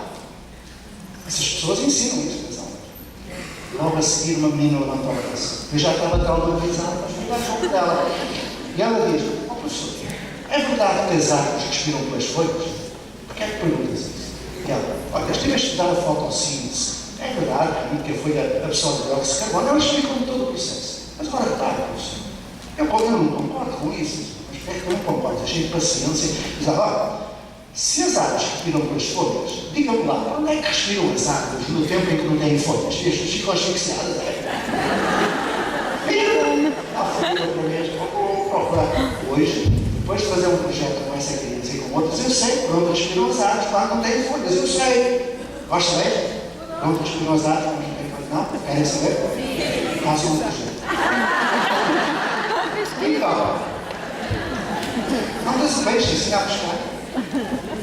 Então eu fui aprendendo com eles. Professor, porque os seus olhos são diferentes dos meus? Deu um trabalho lindo sobre óptica, sobre o funcionamento do aparelho ocular, foi lindo. Professor, porque é que o céu é azul? Professor, porque é que são as mulheres em benefícios? Professor, porque é que... As perguntas que eles fazem. Uma pergunta, professor, como é que se pode dar água a um cavalo que não tem sede? E essa pergunta deu ao meu amigo Rui Canário e o António Nova a fazerem um tratado, fizeram um estudo sobre esta pergunta. Eu trabalhei com eles durante muitos anos. Então temos aqui uma situação de veras crítica, é que se os alunos não sabem pesquisar, se vão para a técnica de resolução de problemas, eles estão perdidos. E o professor passa mal, porque tem por cima uma instituição que obriga a que se perceba. E depois tem os alunos que reagem mal e, não é? Eu percebo. Então é sofrido. Aliás, toda a mudança implica sofrimento. A linguagem ideográfica oriental é feita de ideogramas. O ideograma que significa mudança é composto por dois ideogramas. Quando eles estão isolados, quando estão juntos é mudança. Quando estão sozinhos, um ideograma significa oportunidade, o outro sofrimento. Lógico. Então vamos sofrer um pouquinho. Há aqui gente que pode, sem presunção, sem arrogância, pensar e tentar mudar um pouquinho de cada vez. A escola não muda toda ao mesmo tempo. Qualquer escola tem 3 tipos de professor. Tem os que são bons professores, os que podem ser bons professores e aqueles que devem mudar de profissão. Então eu parto com aqueles que são bons professores. Aqui não há ninguém da terceira categoria. Então parto com os bons professores. Os que podem ser bons professores são aqueles que são muito prudentes. Calma, deixa ver o que é que dá. Vou ficar em cima do muro e tal. É isto. Lá na ponte, durante 8 anos, 8, nós fizemos a técnica de resolução de problemas, metodologia, trabalho, projeto, tudo isso. Durante 8 anos, 3 só, dezenas, 40 e tal professores que não queriam. E nós respeitamos, não querem, tudo bem. Só que ao fim de 8 anos foi feita uma prova nacional. E os melhores alunos do meu país foram os nossos. Na semana seguinte, todos os professores vinham bater à portinha. Ok, eu posso ver como é que vós trabalhaste? Faça a favor de entrar. Eles entraram. Os que trabalhavam de manhã vinham metade, os que trabalhavam tarde de manhã. No ano seguinte era toda a escola trabalhando de maneira diferente. Respeito, humildade, perseverança, sofrimento. Estás convidado. Estão todos convidados. É isso que eu faço no Brasil. Haja gente. Demos tempo. Vamos devagar. E vamos ver como vai resultar. Você já passou um pouco do que você acha sobre os estudiosos como Piaget e Skinner, mas eu já tinha formulado a pergunta e vou prosseguir. Aqui no Brasil, a maioria das nossas escolas mantém um método de ensino tradicional, onde as crianças estão todas enfileiradas, o professor fala, ela escuta e absorve aquela informação como se fosse uma esponja de absorver um água que depois torce e vai-se embora.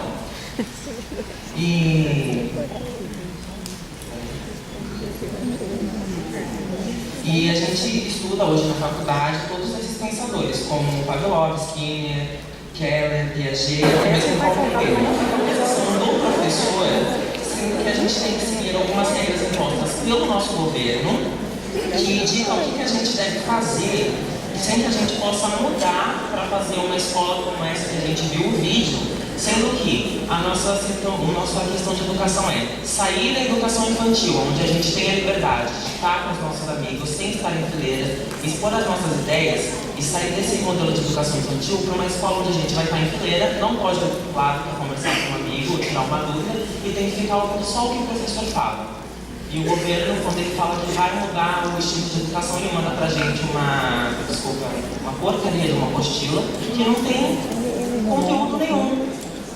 Olha, muitas vezes me põem essa questão. Como é que se pode mudar se o governo, se o MEC e tal? Eu não vejo o MEC como um obstáculo, sinceramente. Aquilo que nós fazemos nas escolas, o grupo participa e aprende, não é mais do que cumprir a lei de diretrizes e bases da educação brasileira. Ou seja, estamos dentro da lei. Porém, e agora vai ser mais chocante o que eu vou dizer. Se pensam que eu já disse, agora eu vou dizer. Com todo o respeito que eu tenho por quem trabalha no trabalho. Todos os projetos que eu acompanho estão dentro da lei. Mas as escolas que dão aula estão fora da lei. Ouviram bem? Não querem que eu repita? Mas estamos entre nós, eu não vou dizer isto lá fora, porque senão a opinião pública vai agir. Talvez não. Se deixa ficar um idiota na Comissão dos Direitos Humanos, também vai importar-se com o facto das escolas estarem ligadas. Eu não devia ter dito isto. Agora,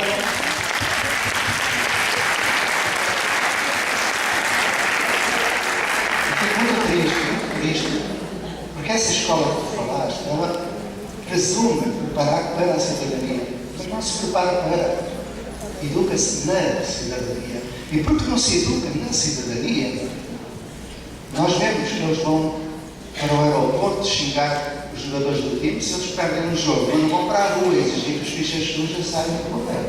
E a questão é esta. O Brasil está imerso numa crise moral sem precedentes. Isso tem a ver com a educação. A educação não é só encher a cabeça de maneira cognitiva, é transformar as pessoas, é transformar socialmente os contextos. Então, para que haja projetos e não haja problemas com as leis, nem com ninguém, é preciso que nós percebamos que, para além dos 4 pilares da educação do relatório de Europa da Unesco, há mais 3. Os 4 pilares da Unesco são aprender a ser, aprender a conviver, aprender a fazer, aprender a conhecer. E nenhum deles pode ser concretizado como escola tradicional. Mas há mais 3. Se nós tivermos aqui uma equipe de trabalho que vá lentamente modificando para melhor as coisas, vamos ter que ter mais 3 pilares. O aprender a desaprender, fundamental. Desaprender 48 horas por dia, 24 horas por dia, ensina princípios, Manuel de Barros. Nós não somos responsáveis com aquilo que fizeram de nós, mas com aquilo que fizeram de nós, no passado. Aprender a desaprender é fundamental. 6º pilar, aprender a desobedecer. Se a lei está errada, não se cumpra. O Papa, que designou, dizia isso num escrito, que as leis injustas não são para cumprir. 7º pilar, aprender a desaparecer. Este é fundamental. O educador deve ser discreto e não deve criar dependência no outro. Deve gerar autonomia. E quando eu digo que as escolas estão ilegais, dão aula, é porque quando tem no PPP desenvolver autonomia, eu pergunto como é que numa aula se desenvolve autonomia. Alguém sabe? Me explique. Uma aula, ela própria, é autonomia.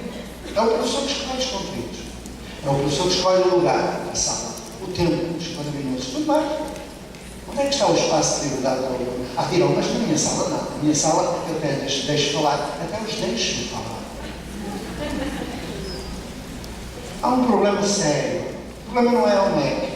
O problema é que as escolas brasileiras, esta não, mas as outras, são geridas não no primado da pedagogia, mas no primado da burocracia. É esse o problema. Porque foram tantos anos, séculos, de práticas sem fundamento, que os professores não sabem explicar porque é que fazem o que fazem. E esse é o drama. Que acabaram por burocratizar o sistema. Ouviram falar da autonomia das escolas? A autonomia está previsto no artigo 15º da Lei de Diretrizes e Bases, complementado com o artigo 12º e 23º. Porém, nunca foi regulamentado. Sinal que estamos num país neocolonialista, neoescravagista. Hierarquia da burocracia, não da pedagogia. Esse é o principal problema. Mas também se vai resolver. Só à minha conta são mais de 100 projetos que eu acompanho. E um deles, e agora fica uma novidade, no estado de São Paulo já existe uma escola autónoma, pública autónoma. E agora vão perguntar onde é, eu vou dizer, não digo. Porquê? Eu vou dizer porquê. Para haver um termo de autonomia, ou seja, para que a escola assuma a dignidade de uma relação dialógica horizontal com o poder,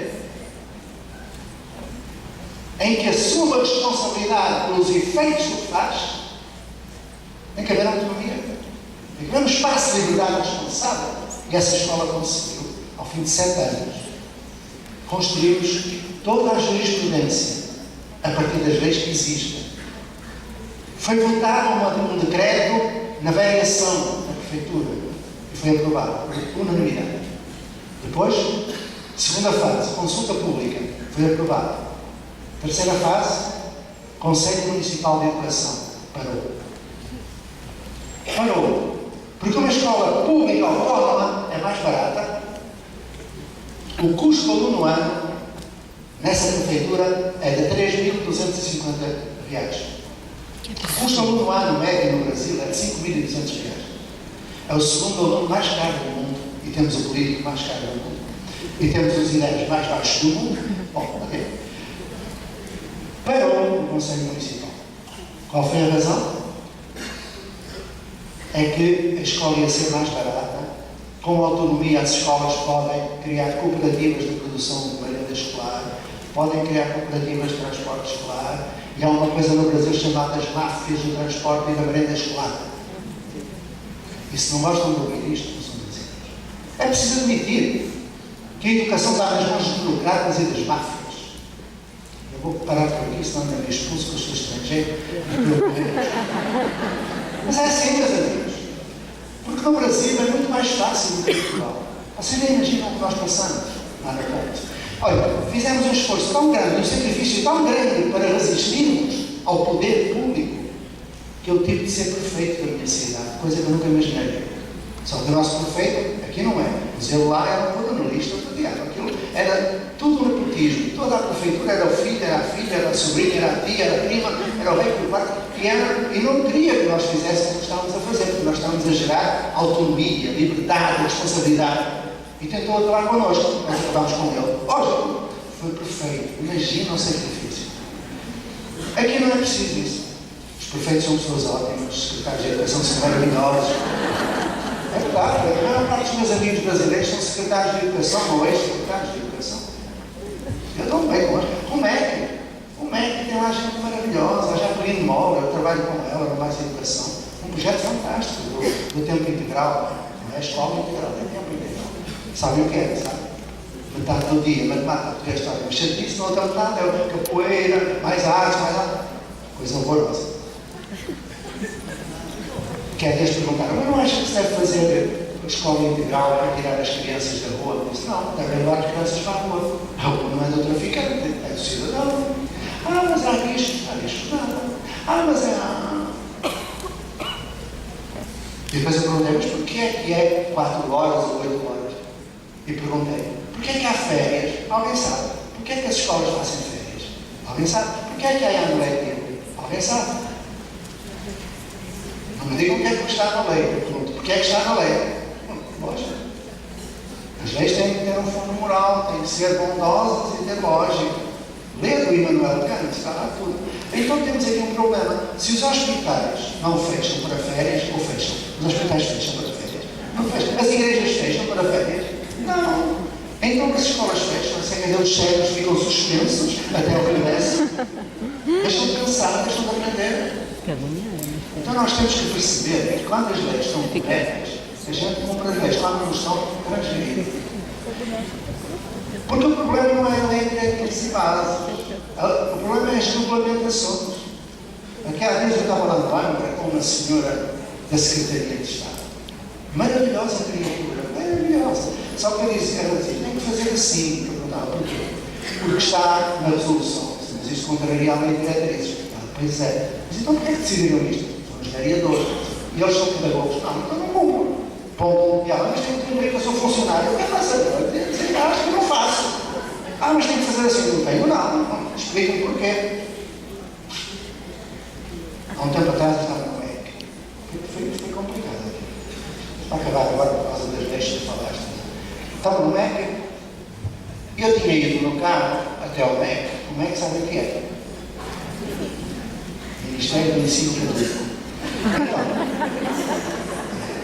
Então, eu estava lá no MEC e tinha ouvido no carro, foi no dia 20 e poucos de março. Eu ouvi o locutor dizer assim: os pais das crianças completem 6 anos até ao dia 30 de março, devem dirigir-se à escola mais próxima para efetuar a matrícula ao abrigo da providência social. Não. Eu comecei a pensar, imaginar uma gestante no fim já dos 9 meses, no dia 31 de março. E ela ouve aquela coisa no rádio e diz: olha, ou tenho filho para ir hoje, ou amanhã ele vai demorar um ano mais para entrar na escola. Ela vai logo para a maternidade. Pirado, porque ele quer que ele saia antes da meia-noite. É lógico. Idade de corte. Aí eu perguntei lá no MEC: quem foi o Gé que fez esta lei? Estava lá o Gé. Levantou o braço. Que é a minha amiga Maria do Pilar da Serra. Fantástica criatura, que era secretária de Educação Básica. Mulher maravilhosa, inteligente, sábia. Eu disse: Maria do Pilar, mas porquê é que tu puseste? Não, pai, eu tenho que assinar. O Conselho Nacional de Educação tem um parecer positivo. E levanta-se um beijinho lá. Eu só não Conselho Nacional. E não lhe permito que você diga que não há. Meu amigo, calma, vou mentar para cá. Diga-me uma coisa: qual é o fundamento científico desta lei? É o fundamento? Sim. E diz ele: Almeida, que é para a escola. Assim, onde é que está escrito? Mostra-me lá um autor, uma fundamento dele. Calou-se. A seguir disse: mas Almeida não vai aprender a ler. Mostra-me para um fundamento, mostra-me um autor, mostra-me uma teoria, uma evidência científica. O homem olhou, sentou-se, acabou. Dá para entender o que a gente deve fazer? A autonomia dos professores é fazer, sei lá, o que seja, para saber fundamentar. O nosso mundo profissional é metodologia, não é burocracia. E quando o professor souber fazer, o que é que faça? Aula ou sem aula, não me interessa. Mas que sabe dizer: eu faço isto, porque isto é mais resultado, é menos tempo, com menos desperdício. E eu fundamento porque fulano disse e ciclano fez. Senão, como João Cabral de Melo Neto dizia, em 1940, as escolas brasileiras são usinas, engolem gente, vomitam bagaço. Não quero isso. Eu também sou de pedagogia e essas são minhas colegas e a gente tem muita dúvida. E voltando um pouquinho mais no começo da palestra, a gente queria saber o que o senhor pode nos dizer em relação aos limites da criança, com os poucos educadores no ambiente e como é o controle das crianças. E os pedagogos como ficam no trabalho visando o projeto âncora, que o senhor falou, a qual tem 400 alunos e 5 professores. Eu acho que são demais. Eu acho que com 3 já se resolveu o problema. É que eu não disse, mas vou dizer agora, a tua pergunta foi oportuna. Vou responder fazendo perguntas. O que é que nós aprendemos hoje dentro de uma escola, de um edifício de escola, que não se possa aprender fora do edifício da escola? Quem me quer dizer uma coisa que se aprenda dentro do edifício da escola que não se possa aprender fora do edifício da escola? Nada. Nós temos 5 professores, mas temos dezenas de pessoas da comunidade que trabalham connosco. Tão simples. Pais, mães, tios, irmãos, pessoas aposentadas, professores aposentados, tudo. Porque a escola é uma comunidade de aprendizagem dentro da comunidade de aprendizagem. E daqui por 2 anos, o projeto âncora não será uma escola, será uma comunidade de aprendizagem dentro de comunidades de aprendizagem, e os nossos alunos serão 300.000. Isto é? 300.000. E os pedagogos continuarão a ser 5. A não ser que algum vá embora. Vamos ver se a gente entende. Por favor, um pouco de concentração.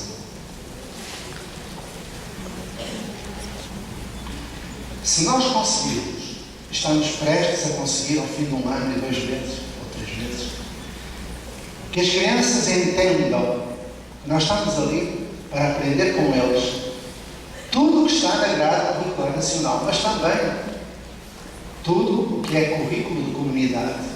Por exemplo, há comunidades que eu acompanho, comunidades caiçaras, por exemplo, em que o currículo da comunidade inclui, por exemplo, construção de casa caiçara, construção naval, técnicas de pesca, fotografia submarina, práticas de turismo sustentável. Está no currículo. Quem ensina isso? A comunidade. O homem que sabe fazer a casa caiçara ensina a fazer a casa caiçara. O professor de matemática colabora no projeto.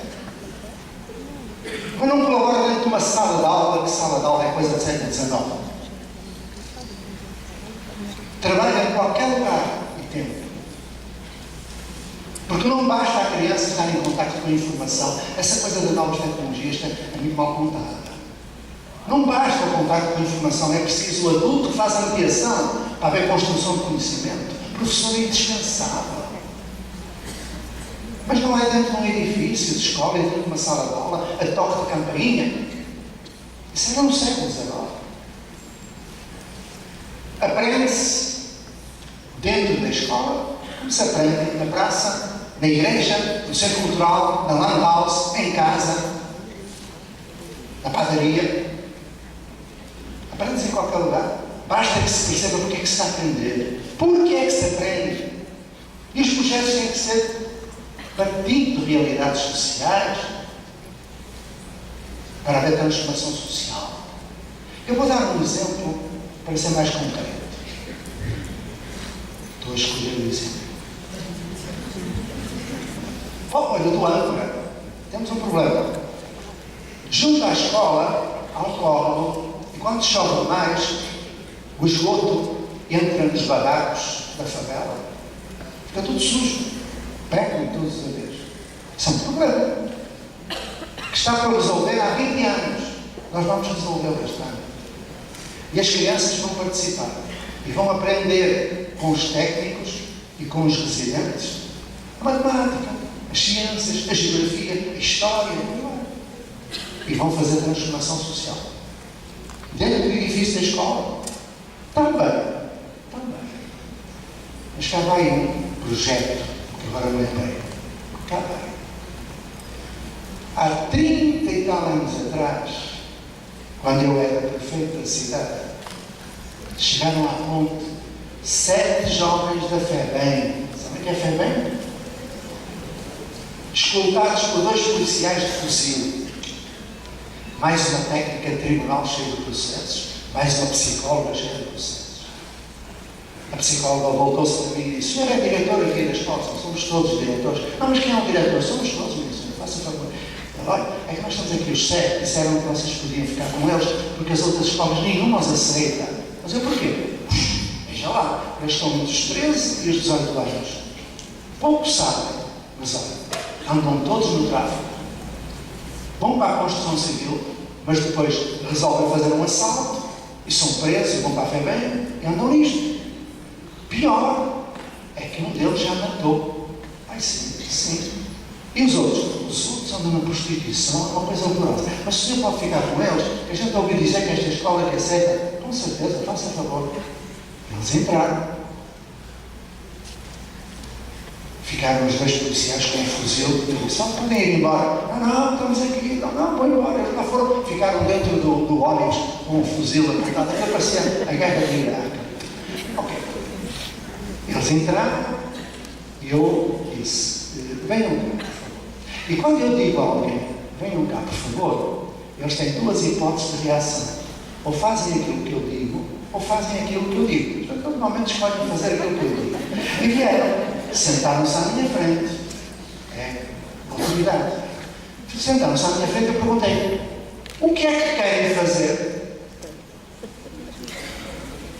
E um deles olhou para mim e disse: a gente pode dizer, olha, ainda bem, é que nós temos uns pássaros lá no FEBEM e os guardas querem matar os pássaros porque eles sujam tudo e fazem barulho. Ah, é? A gente pode trazer para a escola? Pode. E eu, calma, agora vamos ver. Onde quereis pôr os pássaros? Ah, diz um, Eu estive a trabalhar num condomínio, eu fiz um viveiro, sabe o que é? É assim uma coisa enorme, tinha para aí 15 metros de comprimento, para aí 6 metros de altura, tinha dentro árvores e os pássaros estavam à solta, como se tivessem liberdade. Eu digo, ai que bonito, nós podemos fazer um viveiro? Podem, eles eram bons a cortar, a serrar, a parafusar, estavam na construção civil, não andava na sala, estava na construção civil. Então, eu disse, então vamos fazer isso, é isso que nós queremos? É, então vão lá dentro e trazei uma folha de projeto e 7 folhas de planejamento de 15 aulas. O que é isso? Vão perguntar aos colegas. Voltaram logo, sentaram-se à minha frente. Porquê? Porque tinha significado. É o princípio, o primeiro princípio da aprendizagem do Bruna tem significado. Eles sabem porque é que iam fazer aquilo. Eu disse, meus amigos, o que é que vós quereis? Trazer os pássaros para a escola. Isso é um objetivo. Ok. Uma necessidade, um desejo. E o que é que vamos fazer? Um viveiro. Então venham aí, vamos fazer um viveiro. Aí eu perguntei, como é que é um viveiro? É assim, não estou a entender nada. Vocês podem fazer o seguinte, vão falar com uma professora de educação visual para saber como se faz um projeto, um desenho, o que é um alçado lateral, o que é uma planta, o que é uma escala, o que é proporcionalidade. O que é isso? Venham aí então. O que é uma escala? O que é proporcionalidade? O que é uma planta? O que é orientação? O que é... Assim eu perguntei, e como é que é o viveiro? Diz um, a gente faz uma base de concreto e mete umas cantoneiras de alumínio. Eu disse, quantos metros? Quantos metros? Sim, quantos metros vamos comprar? Mas pois é, não sabemos. Então venham aí, falar com o professor de matemática para saber metros, múltiplos e submúltiplos, como se faz uma isso. Ok, está portanto. E o que é que vão pôr à volta? Uma tela. Eu perguntei, quanta tela? Sim, quantos metros quadrados? O que é isso? Põe aí. Medidas de área. Como se calcula a área do retângulo? Quais são as medidas de área? Múltiplos sobre metros quadrados. Que pássaros vão trazer? O que é que eles comem? O que é uma cadeia trófica? O que é um predador? O que é... De onde vem? Ao fim de uma hora, eles tinham construído um projeto e um guião de pesquisa que tinha 74 conteúdos da grade curricular. Português, matemática, história, geografia e ciências. 74. Para aprender em 2 semanas. Transformação. Na segunda semana, quinta-feira, eles foram a um dispositivo. Escreveram, o dispositivo é, eu já sei e posso ajudar. Eles escreveram por baixo. Os 7 da FEBEM fizeram um viveiro. E quem quiser aprender, 2 pontos, o que é uma escala, o que é proporcionalidade, o que é uma cadeia trófica, como se calcula a área do retângulo, venha ter connosco depois da Assembleia da manhã. Sexta-feira à tarde há uma Assembleia todas as semanas. A agenda são eles que fazem, são eles que dirigem, são eles que decidem. Uma coisa linda. Já agora, antes de acabar o episódio, também no fim, só um pequeno episódio dentro da Assembleia para perceberem o que é que eu falo. Isto agora não é da história. A história depois acabamos a ver um parênteses. Tá bom? Um dia veio para a ponte um jovem que fazia automutilação. Apanhava medalhas e cortava-se com lâminas, cortava-se com facas. O corpo dele era só cicatrizes. Um sofrimento tremendo. Uma questão neurológica, inclusive. Então ele veio para a escola numa quinta-feira à tarde. E a presidente da Assembleia das Crianças veio ter comigo a Cecília. O professor, estamos com um problema. Diz lá, aquele menino que veio hoje, ele foi ao banheiro e urinou no cesto dos papéis. Sim. Eu estou preocupada, que amanhã temos a Assembleia, professor. Não há tempo para tratar disso. Pois não. Ela lá foi. No dia seguinte, começa a Assembleia, leram a ata, aprovaram a ata, e a Cecília diz, alguém quer dizer alguma coisa antes de entrar na agenda do dia? E o Pedro levantou o braço. Diz, Pedro. E o Pedro disse, meus amigos, nesta semana, um de nós urinou no cesto dos papéis. Ouviram bem? Um de nós. O moço estava lá no meio, tinha urinado, deu para o lado, para ver quando é que alguém dizia, foste tu, meu batalhão, meu porco. Ninguém olhou para ele. A seguir o Pedro diz, eu sou do grupo das responsabilidades do recreio, o homem do banheiro. Todos têm responsabilidades dentro da escola. Eu queria pedir a ajuda de todos para ajudar um de nós a não voltar a fazer isso. Meus amigos, Já pararam a resistir antes de acabar o episódio? Mais um pequenino. Para ver como é que eles resolvem os problemas da violência e da indisciplina. Um dia veio para a escola um adulto, quase adulto, 18 anos, um jovem, que tinha posto um professor em estado de coma noutra escola. Deu pontapés na cabeça do professor, com todos na sala. Mata, mata, mata. Até que ouviram o barulho, vieram e salvaram o professor, só que o professor nunca mais trabalhou. Ainda hoje, quando eu passo lá, mora lá na cidade, o homem ficou completamente perdido. Veio para a minha escola e, claro, a nossa escola é a nossa escola. Na nossa escola ficou um anjinho. Passado meio ano, entra na nossa escola aquilo que se chama um monstrinho, que era uma criança de 7 anos, que foi expulso da escola, que grande currículo vitae, aos 7 anos é expulso da escola e veio para a nossa escola. O que foi que ele fez? Mordeu a mão da professora, tirou-lhe um pedaço da cara. E a professora foi para o hospital para colar um pedaço da cara. Foi expulso. Foi na mesma altura, veio a Cecília, professor, temos outro problema. Este menino que chegou hoje anda atrás de nós para nos morder. E agora? Temos que resolver. A meio da manhã eu perguntei, Cecília, como é que está daquele menino que mordia toda a gente? Já não há problema. Não há porquê. O André resolveu. Quem é o André? O tal que tinha posto o professor em estado de coma meio ano antes. Só que o André, com 1,80 m, 18 anos, disse, André, vem cá, diga, professor, como é que tu resolveste aquele problema da criança? Foi fácil, professor. Eu fiz assim. Eu chamei o moço, vem cá, sentei à minha frente, 1,80 m, pequenino. Sentei, ele sentou. Eu expliquei e disse, mas ele falava assim, ouve lá, quando eu vim para cá, eu era um capeta pior que tu. Eu pus o professor em estado de coma, mas hoje não. Hoje eu sou um homem responsável, tenho autonomia, eu sou uma pessoa. Disse que eu tinha mudado. Sim. E disse, tu não podes fazer isso, andar a morder. Ao professor, quando eu acabo de explicar isto tudo, ele apanha a minha mão para morder. E tu, não olhei para o lado, que ninguém viu. O que é que foi? Não tenho uma bofetada naquela cara. Eu disse, lá, voltas a fazer isso. Limpa as lágrimas, arranjei o cabelinho, dei um beijinho e disse, vai embora. Nunca mais vai. Eu nunca provo. Mas hoje os homens. É um de nós. Porque aquela criança recebeu aquela bofetada com um de amor, de interesse, de relação, de vínculo.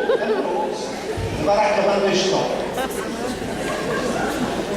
Quando chegamos à sexta-feira, depois da Assembleia, agora imaginar, é preciso imaginar, centenas de jovens saindo da Assembleia, sentando-se no gramado, à volta do viveiro que estava lindo. Ele já não existe, porque depois foi preciso fazer umas aulas de retirada. Isto foi há 30 anos. Imaginam centenas de jovens sentados no chão, na grama. Eles trouxeram cadeiras, folhas de cartolina, onde tinha tudo, o projeto, os cálculos, as medidas, tudo direitinho. Não havia PowerPoint, era cartolina e tal. E começaram os 7. Ora bem, nós contamos assim, querem ver? Pegaram uma régua. Isto aqui está, é uma escala. O que significa escala? Que cada centímetro aqui equivale a meio metro na realidade. Nós vamos explicar. Estão a ver, começaram a explicar tudo aquilo que tinham feito, e os que estavam à volta levantavam o braço e diziam, olha, eu não entendi, não? E o outro dizia, ele explicou mal, eu vou-te explicar. A escala é isto, tal. Olha, sabem como é que se faz a área do retângulo? O retângulo é esta figura aqui, mede-se o comprimento, mede-se a largura, por exemplo, aqui, depois faz o cálculo multiplicando e tal. Sabem que os múltiplos, é 1h30. 1h30 que eles explicaram em diálogo, tirando dúvidas. E os professores de matemática, com registros de avaliação formativa contínua sistemática, escrevendo à frente de cada conteúdo o que eles estavam ali a dizer. 74 conteúdos que eles aprenderam e fizeram uma transformação. Porém, estava para vir a melhor parte. Acabou, tiraram um paninho e tinham um dístico que dizia: os 7 da FEBEM fizeram este viveiro e oferecem à nossa escola de ponte. Imaginam que são centenas de jovens levantando-se, batendo palma, abraçando, cumprimentando. Nesse dia nós deixamos de ter 7 jovens da fé, bem passamos a ter 7 seres humanos maravilhosos, que hoje têm mais de 50 anos, são cidadãos de pleno direito, são pessoas maravilhosas. Dá para entender o que é um projeto? Dá para entender o que é a transformação social e pessoal? Dá para entender porque é que não deve haver aula, etc, nem nada disso? Com todo o respeito, quem dá aula, eu tenho um filho que dá aula. Pronto, o menino perfeito, e é um excelente professor. Viram? Tenho um respeito muito grande por ele, porque dá boas aulas. E também só tem 37 anos, ainda vai ter que pensar mais um bocado até chegar à conclusão que não deve dar aula um dia, eu quero dizer que não dá mais. Então, se não houver mais nenhuma pergunta, vou deixar a tarefa para de Deus e o rizoma, talvez até a teoria do desejo. Eu gostaria que o senhor falasse um pouquinho da relação dessas teorias com tudo que o senhor explicou. Eu, há um pouco mais de um mês, tive contato com um pouquinho dessas teorias e vejo muito delas explícitas na sua fala, inclusive a última agora.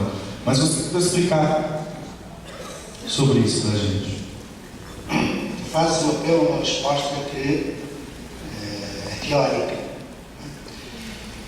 O que eu posso dizer é que eu tenho isso escrito. Eu não estou agora a fugir à pergunta, não estou. Só como eu tenho escrito, eu mando isso na internet. Pode ser? No fundo é teoria do rizoma aplicada à educação. Ou seja, tu sabes. Aliás, quem pergunta sabe a resposta. E como tu sabes a resposta, eu vou mandar a minha interpretação dessa resposta. Está num livro chamado Dicionário das Utopias da Educação, que eu te mando em suporte digital. Tá bom? Senão a minha companheira fica zangada, que a gente acorda às 5 da manhã, porque a minha companheira é coordenadora do projeto Âncora. Levanta-se todos os dias antes das 5 da manhã, porque a Raposo está abaixo, depois das 6 e pouco já não deixa passar ninguém. E ela entra lá na escolinha às 7 e pouco da manhã e sai lá às 7 da noite. Dedicação. Traz a graça. Há muitos séculos, um homem dedicou parte da sua vida a estudar e a catalogar e a construir tratados sobre os seus livros. O nome dele, Arquimedes, foi tutor de Alexandre de Macedónia. Esse Arquimedes não, Aristóteles, o Alzheimer já está aqui a mostrar. Aristóteles escreveu um tratado sobre os animais domésticos. E nesse tratado tinha uma verdade aristotélica que dizia: a mosca doméstica possui 8 patas. Durante séculos, os monges copistas passavam de papiro para papiro a verdade aristotélica. Mas como ela possui 8 patas.